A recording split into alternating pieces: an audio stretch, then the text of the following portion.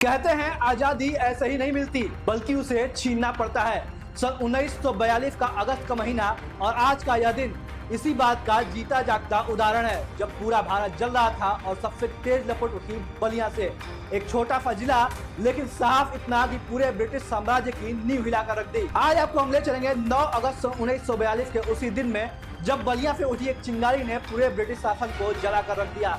यहाँ 9 अगस्त को आजादी की क्रांति की शुरुआत हुई और आजादी से 5 साल पहले यानी 19 अगस्त सन 1942 को ही बलिया ने अपनी स्वराज सरकार बना ली। ब्रिटिश हुकूमत से भारतीय उपमहाद्वीप यानी आज का भारत, पाकिस्तान, बांग्लादेश, अफगानिस्तान, म्यांमार सब के सब त्रस्त थे।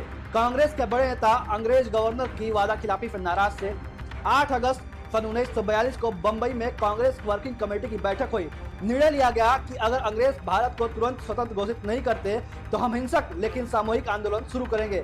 वहीं महात्मा गांधी इस पूरे आंदोलन के खिलाफ थे और उन्हें आंदोलन की अनुमति देने से मना कर दिया। उन्होंने कहा, मैं पहले वायसराय को अंतिम पत्र लिखूंगा और पखवाड़े भर उसका इंतजार भी करूंगा, लेकिन अंग्रेज जानते थे जनता गांधी जी की बात नहीं मानेगी। जिसके बाद अंग्रेजों ने उसी रात सभी बड़े नेताओं को गिरफ्तार कर लिया और अगली सुबह रेडियो पर एक ही खबर थी, महात्मा गांधी, मौलाना आजाद, सरदार पटेल, नेहरू सब बंबई में बंद कर दिए गए हैं। पूरी दुनिया के अंदर जो ब्रिटिश साम्राज्य के गुलाम देश थे, विशेष रूप से भारतीय उपमहाद्वीप के वो देश जहां ब्रिटिश शासन रूल कर रहा था और लोगों के साथ अत्याचार कर रहा था, उसका प्रतिकार पहली बार बलिया जिले की जनता ने किया। 1942 में जब 8 अगस्त को ग्वालियर टैंक मैदान की सभा को रोक करके महात्मा गांधी सहित तमाम कांग्रेस के नेताओं को, जवाहरलाल नेहरू, सरदार वल्लभ भाई पटेल, सुभाष, सबको जब जेल में डाल दिया गया,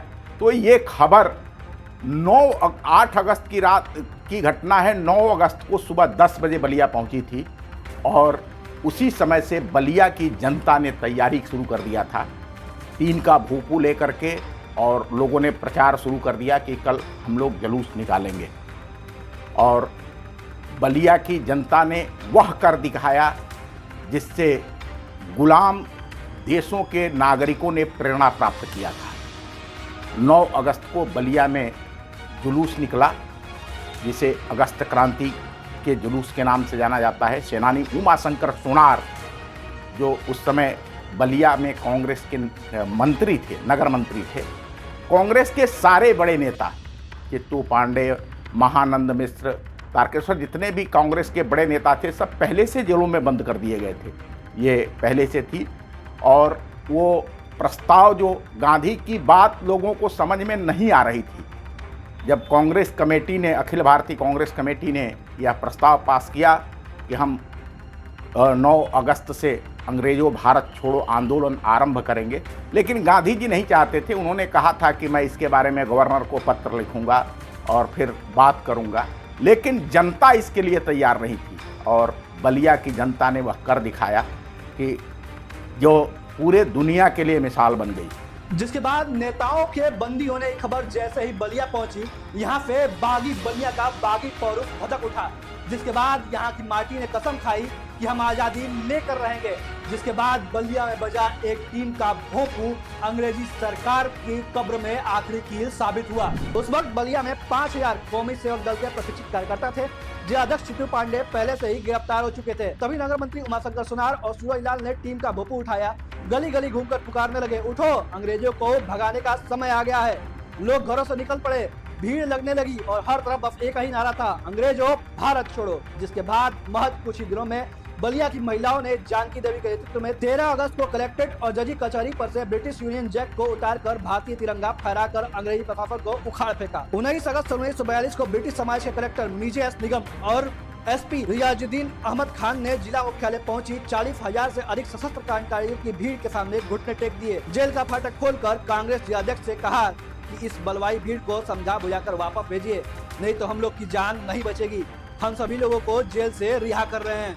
9 अगस्त के यहाँ जो आंदोलन शुरू हुआ, 13 अगस्त को बलिया की महिलाओं ने जानकी देवी, गायत्री देवी, मानकी देवी के नेतृत्व में जजी कचहरी और कलेक्ट्रेट पर यूनियन जैक उतार करके और तिरंगा फहरा दिया था। और बलिया के तत्कालीन कलेक्टर मिस्टर जे.एस. निगम और police superintendent mister Riyazuddin Ahmed Khan छोड़ करके अपने बंगले पर चले गए थे। 16 अगस्त 1942 को बलिया में पहला बलिदान हुआ। बलिया के चौक से लेकर के और लोहापट्टी गुदरी बाजार का जो रास्ता है उस रास्ते पर पुलिस प्रशासन ने 8 लोगों को गोली मारी, जिसमें सब्जी बेचने वाले दुखी कोरी, शिव प्रसाद कोरी, ढेला दुसाद, राम सुभग, चमार, गणपत पांडे, सूरज मिश्र, ऐसे 8 लोगों को गोली मारी गई लोहापट्टी में बलिया शहर के। उसके बाद 17 अगस्त को रसड़ा में के अंदर लोगों ने रसड़ा तहसील पर कब्जा किया और उस दौरान भी 4 लोगों को धोखे से उन लोगों को मिठाई खिलाने के बहाने गुलाबचंद के हाथा में बुलाया गया। नायब थानेदार और तहसीलदार ने मिल करके क्रांतिकारियों के ऊपर गोली चलाई। तत्कालीन British collector mister J.S. Nigam और British police superintendent mister Riyazuddin Ahmed Khan ने घुटने टेक दिए जनता के सामने, जब 40,000 से अधिक सशस्त्र भीड़ बलिया पहुंची और उसने पूरे सिविल लाइंस एरिया को घेर लिया। लेकिन तत्कालीन कलेक्टर मिस्टर J.S. निगम ने एक चाल चली और वह जेल पहुंच करके DM और SP ने जेल में बंद कांग्रेस के जिलाध्यक्ष पंडित चित्तू पांडे और राधा मोहन सिंह अन्य नेताओं से कहा कि आप लोग बाहर चलिए, पूरे इस शहर को सशस्त्र भीड़, बलवाई भीड़ ने घेर लिया है और इनको किसी भी प्रकार से समाज समझा बुझा करके वापस भेजिए, नहीं तो हम सारे लोग मारे जाएंगे, बहुत खून खराबा होगा। ऐसी परिस्थिति में जब जेल का फाटक खोल करके और सारे लोगों को रिहा किया गया, ये बलिया की क्रांति की कहानी है। यह वह पल था जब बलिया के लोगों ने जाना कि आजादी खैरात में नहीं मिलती है, इसे लड़कर छीनना पड़ता है।